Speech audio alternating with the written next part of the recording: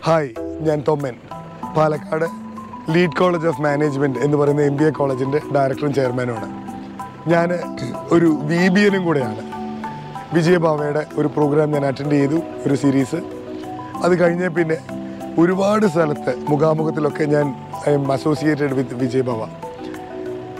ഇപ്പം എറണാകുളത്ത് ഈ ചിറ്റലപ്പള്ളി സ്ക്വയറിൽ നടക്കുന്ന പരിപാടിയിൽ ഞാൻ I was A small speaker, ഒരു ഡിസ്കഷനിലുണ്ടായിരുന്നു. ഓൺ ട്രാൻസ്ഫോർമേഷനെ കുറിച്ചായിരുന്നു.